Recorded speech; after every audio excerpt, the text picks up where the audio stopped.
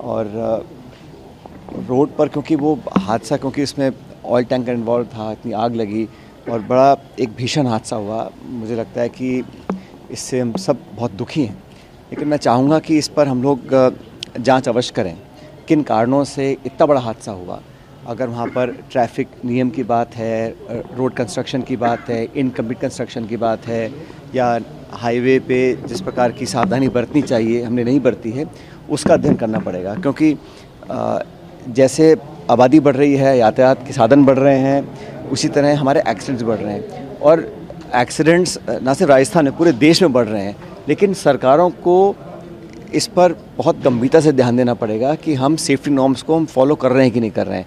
अभी कुछ अखबार मैंने पढ़ रहा था कि कुछ कमियां हैं, शायद उसमें पुलिस डिपार्टमेंट है या परिवहन डिपार्टमेंट है, कहीं पे हम लोग सड़कें खोल देते हैं इनकम्प्लीट काम पर, कहीं फ्लाईओवर पूरे बनते नहीं हैं। और वो जो जंक्शन है वहाँ हमेशा ही बहुत महीनों से जाम लगता था, कई बार मैं भी जाम में फंसा हूँ, लेकिन इस प्रकार का हादसा होगा कल्पना नहीं करी थी। इसलिए आने वाले समय में अगर हमें ऐसी घटनाओं से बचना है तो बहुत सावधानी बरतनी पड़ेगी, न सिर्फ सरकार को, लेकिन जो लोग भी हैं, हम लोग भी जो सड़कों पे चलते हैं, थोड़ी सावधानी से काम करें। क्योंकि जिस प्रकार आग लगी है, लोगों की मौत, मैं देखकर बड़ा मन ख़राब हुआ। क्योंकि 70% 80% बर्न्स लोगों को हैं जो अभी आईसीयू भर्ती हैं, और बहुत लोगों की मौत हुई है। मैं बड़ा दुख हम सब लोगों को है, उम्मीद करता हूँ कि ऐसी घटना कभी ना हो। मृतकों के लिए सरकार से कोई विशेष मांग? नहीं, सरकार ने, जहाँ मेरी जानकारी, सरकार ने कुछ आर्थिक मदद लोगों को दी है, और भी अगर ज़रूरत पड़े तो सरकार को करना चाहिए, ना सिर्फ राज्य सरकार को लेकिन केंद्र सरकार को भी। क्योंकि ये अधिकांश जो लोग थे वो बहुत साधन संपन्न नहीं थे और वर्किंग क्लास के लोग थे, तो उनकी जितनी सहायता हो सकती है करनी चाहिए, सरकार को भी, हम सब लोगों को करनी चाहिए। लेकिन ये 14 लोगों की अब तक मौत हो चुकी है और काफ़ी लोग अभी और क्रिटिकल हैं। कितने और बच पाएंगे ये डॉक्टर साहब नहीं बता पा रहे हैं। लेकिन किसको मानते हैं? देखो, इसमें जांच करनी चाहिए कि इसमें कौन जिम्मेदार है। वाहन चालक है या लापरवाही हुई है, कहीं ओवरसाइट हुई है, कहीं सेफ्टी नॉर्म्स का उल्लंघन लोगों ने किया है, कौन लोग इन्वॉल्व थे, इस पर तो जांच पूरी होनी चाहिए।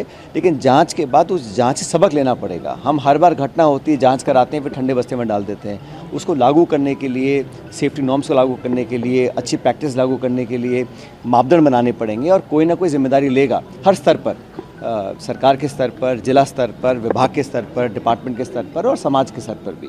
लेकिन इस प्रकार की घटना होने से पूरे देश में आज एक शोक का माहौल है और मैं दोबारा जो जिनकी मौतें हुई हैं उन सब के परिजनों को अपनी सांत्वना देना चाहता हूं और उम्मीद करता हूं कि जो लोग अभी हॉस्पिटल में हैं ये सब बहुत जल्दी स्वस्थ हो जाए। वैसे स्थानीय लोगों का मानना है कि वो जो कट है वो लंबे समय से इसी तरह की वहाँ पर बनी रहती है दुर्घटना की संभावना। छोटी-मोटी घटनाएं हुई वहाँ पर, छोटी-मोटी घटनाएं नहीं, ऐसे बहुत से चोक पॉइंट्स हैं और ब्लैक पॉइंट्स हैं जहाँ पर अक्सर एक्सीडेंट्स होते हैं। और इसका मैंने देखा था कि भारत सरकार अध्ययन कर रही थी कि हम कैसे जो ब्लाइंड स्पॉट्स हैं, डार्क स्पॉट्स हैं, एक्सीडेंट प्रोन जोन्स हैं, उस पर हम कुछ एहतियात बरतें। लेकिन बहुत ज़्यादा कामयाबी मिली नहीं है, क्योंकि हर साल हमारे रोड एक्सीडेंट्स और एक्सीडेंट्स में होने वाली मौतें बढ़ रही हैं। और इसका तो जो परिवहन मंत्री हैं उन्होंने सदन में भी कहा पार्लियामेंट के अंदर कि हम लोग रोक नहीं पा रहे हैं। जो मौतें, लाखों की तादाद में लोग सड़कों पे मौत का शिकार हो रहे हैं, तो हम लोगों को as a country, as a nation सोचना पड़ेगा कैसे रोका जाए। हम हाईवे बना रहे हैं, national highway, state highway, MDRs बन रहे हैं, सड़कें बन रही हैं, गाड़ियाँ लाखों बिक रही हैं, लेकिन जिस लापरवाही से हम लोग अपना जीवन बिता रहे हैं वो मुझे लगता है आने वाले समय के लिए ठीक नहीं है। लेकिन इतना बड़ा अगर हादसा हुआ है तो इसमें निश्चित रूप से एक ट्रांसपेरेंट, निष्पक्ष इंक्वायरी हो, सिर्फ दोष डालने के लिए नहीं, सबक लेने के लिए। क्योंकि अगर आज हुआ है कल भी हो सकता है। लेकिन आप सही कह रहे हैं, वो जो पॉइंट है वो पूरे जयपुर हम सब जानते हैं बहुत दिनों से था वो, तो क्यों उसको टाइम पे पूरा नहीं किया गया, कौन उसके ज़िम्मेदार थे, कंस्ट्रक्शन में कौन इन्वॉल्व थी, कौन सी एजेंसी थी, कौन सा डिपार्टमेंट था, कौन सा ठेकेदार था और कौन सा पुलिस, यातायात, इन सब लोगों को पूरी जांच करने के बाद तथ्य का पता करना पड़ेगा। For exclusive and insightful videos, subscribe to our new channel ABP Live Premium.